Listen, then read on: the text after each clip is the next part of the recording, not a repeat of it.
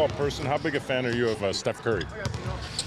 As a basketball person, I love him. As a coach, I hate playing against him. He's just like amazing in every single aspect. Actually, a couple of years ago, I had the chance to watch Steph Curry play in a World Cup under 18 in Serbia. Yes, and they ended up being second. Serbia won in the finals. I'm just saying, but even at that time, like, he was outstanding. I was in contact with his coach, with Bob McKillop from college, and a couple of years ago, he sent me an email saying like, oh, like, look at this, what you said about Steph Curry. I completely forgot about it, but I was raving about him and talent and shooting and whatnot. I did not see this type of career coming, obviously, but he was always talented, always capable to shoot the ball, always capable to change the game with everything he does. And I really don't know where the motor is coming from. Like, I see all the skill, but like, to every single night, teams are trying to best the best defenders and best coverages and to make it really hard, and he always finds the way to be efficient and you know, to contribute. I was going to say, sorry, Doug, did you not find there's almost like, it seems like every second team has not Steph Curry, but some version of Steph Curry, like in terms of a point guard who can stretch a defense, can punish you because of their range and their ability to put it on the floor? Correct, Michael. That's what's going on. Literally, like, Steph Curry, the style of play and them being pretty much unguardable for a long time affected other teams to go and look for the next guy. Who is that next guy that can do that? And it's not necessarily the size, it's not necessarily physical attributes, it's really shooting ability and skill ability. And that's where the league has changed the last 7, 8, 10 years, in their ability to multiple players to be amazing shooters off the dribble, off the move, great skill finishing at the rim. That's where the league is going. Now you see young kids trying to be like Steph. Like back 15 years ago, no one thought to shoot from 35 feet. Now, teenagers are all firing up from out there. Well, is that a good development? I'll correct you on that one, because when I played 20-something years ago, I tried to be Steph Curry. I tried to shoot the deep range shots and whatnot. I did not make mine, and I was on the bench quite a bit because of that.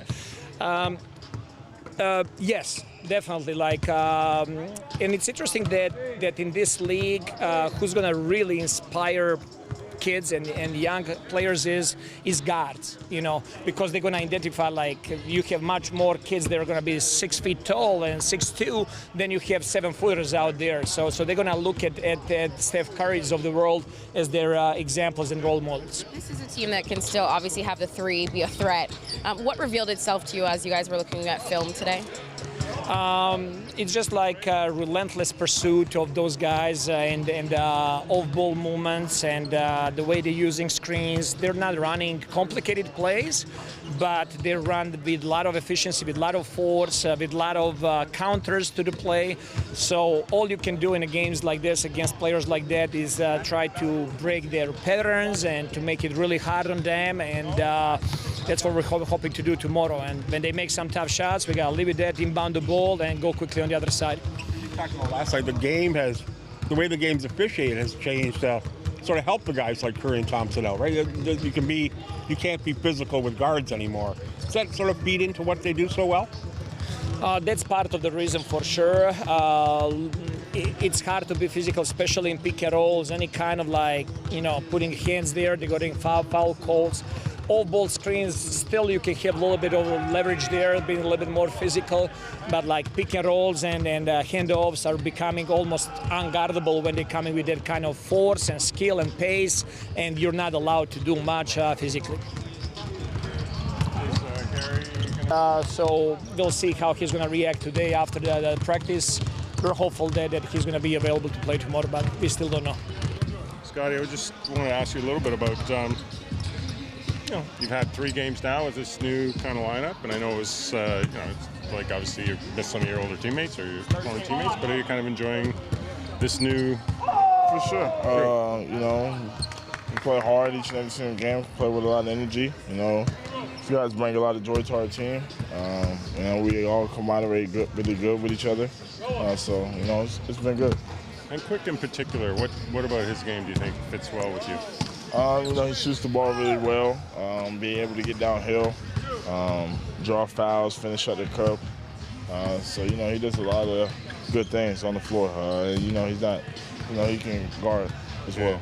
And like you look around the league, there's so many of these younger point guards who can, like, it's almost like just Steph Curry's offspring kind of thing. They all kind of can shoot it. They have a lot of those kind of attributes. It's probably nice to have one on your team as well. For sure, you know, like I said, you see he shoots the ball really well. You see he runs away, you know, comes back, shoots it. You know, that helps our team. You know, helps us get on a run, helps us get a flow, helps us keep that spacing that we need. Always talking about playing with joy and playing with fun, and you just brought up the same word, joy. How important is that to a team? That's very important. You know, it's a long season. Sometimes you lose games. Some guys can get their head down, but win, lose, just being able to bring that joy into the next day, that's something special. Darko seems to be able to bring that out in players with his personality, sort of very supportive, always happy. Is it important to a player to have a coach in that kind of mood? For sure. You know, he always stays positive no matter what. And, you know, I feel like that helps our team. This time of year, there's a lot of trade rumors. We went through it a little bit last year. You know, you've seen your first teammates get traded. How has it affected you? How have you kind of learned to deal with that element of the business? I'm really here to trade rumors, but, you know, I don't know. I don't really know. Do you just kind of tune it out, or do you sort of I don't see it. Yeah. How do you manage not to see it? I just don't pop up on my stuff. Yeah. Say that again, sorry? So it just doesn't pop up on my feed. Yeah. It's a good feed then. You're doing a good job. What does pop up on your feed then? I don't know. I want to ask you a question though. I did see, I think, on Open Gym, you and Quick had a pretty elaborate handshake thing already figured out. Now we're trying to figure it out right now. We don't got nothing yet, but we're trying to figure it out. We said we was gonna work on it after practice, actually. So when you say you work on it, like how much, like what will you do? You just kind of No, you just gotta happen in the moment. And then how many different handshakes do you know for this team? None. I only got one with Chris. That's it. Okay, all right. But I mean, it takes time to master that stuff. Yes, you just gotta figure out what you want to do, what you guys both like, and that's how you put it together. And just rep it out. Yeah.